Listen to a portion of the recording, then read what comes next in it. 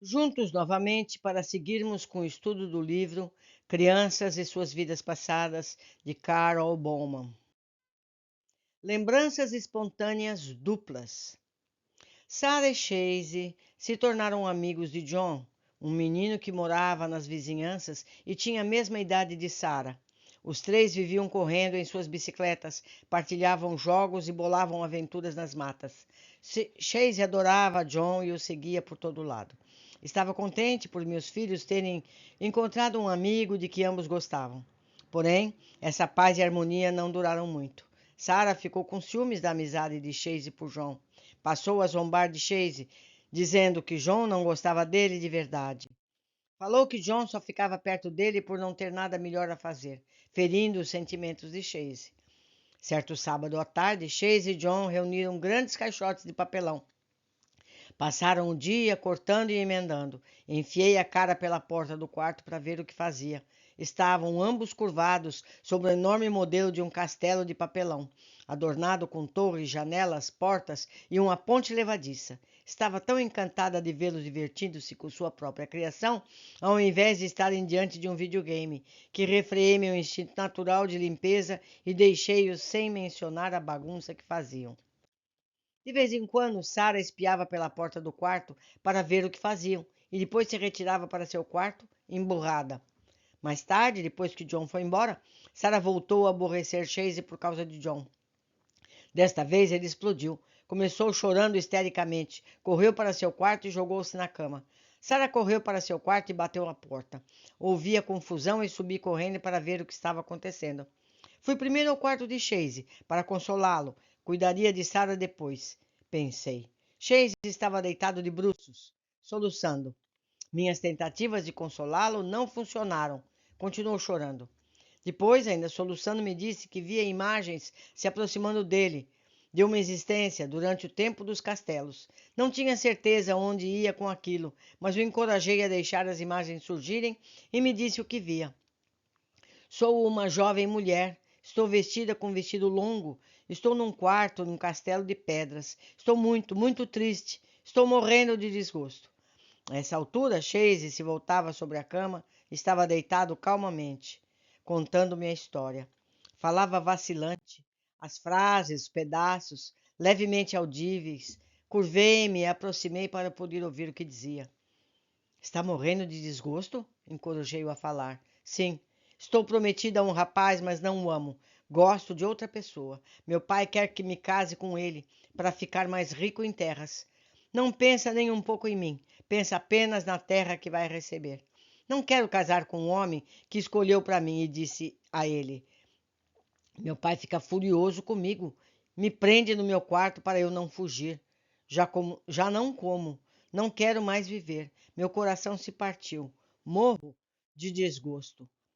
Após alguns segundos de silêncio, Chase falou: Sarah foi meu pai e John, o homem com quem eu queria me casar. Durante todo o tempo em que a história de Chase foi desenrolando, Sarah brincava com o pula-pula em seu quarto. Podia ouvir o barulho das molas do brinquedo. Súbito, ela entrou no quarto sem aviso e gritou: Tinha todo o direito de fazer aquilo como o pai dela.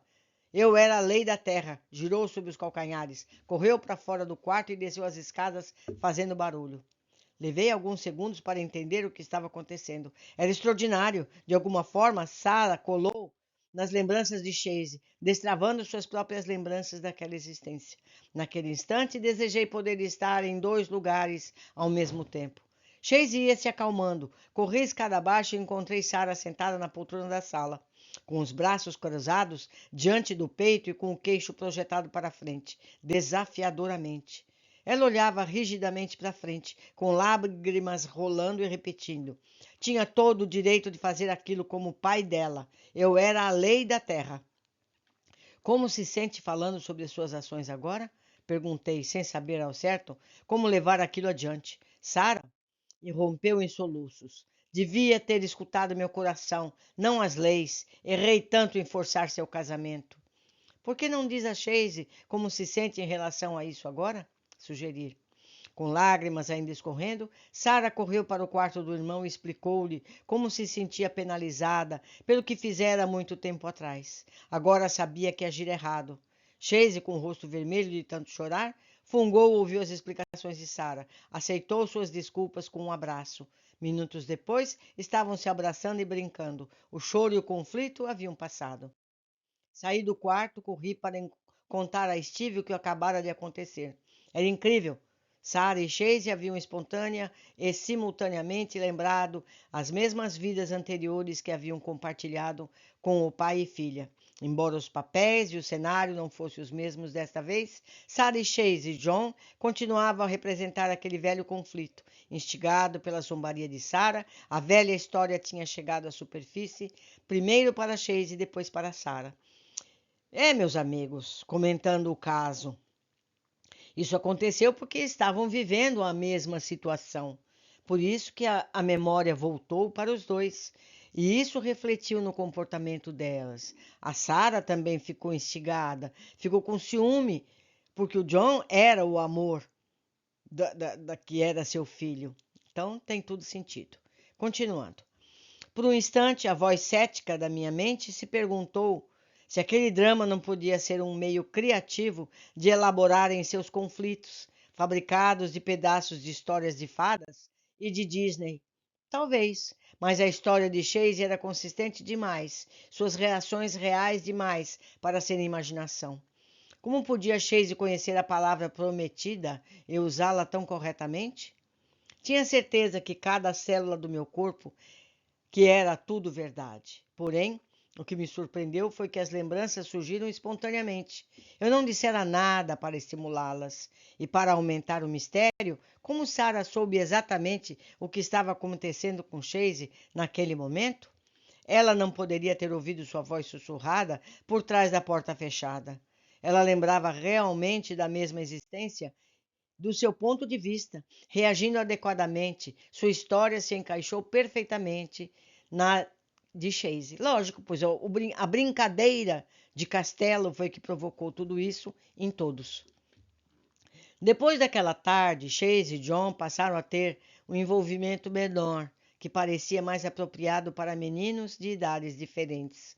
Sarah os deixou em paz. Ambos logo esqueceram a causa de tanta confusão. O que ficou guardado para mim foram as lições de como as lembranças funcionam. Além do significado pessoal daquela dupla lembrança, estava intrigada também pela forma como Sarah se ligara ao que estava acontecendo com Chase, disparando sua própria memória daquela existência. Havia alguma forma de telepatia entre eles. Eu havia percebido essa telepatia quando treinara com Norman intuitivamente. Vi e senti as lembranças de Charles no campo de concentração. Aqui era a segunda vez. Mais importante era o fato de que as crianças haviam lembrado espontaneamente da mesma existência partilhada. As lembranças irromperam por sua conta própria, sem ajuda minha nem de ninguém. Pensei no que Norma dissera. As crianças entram e saem do transe o tempo todo.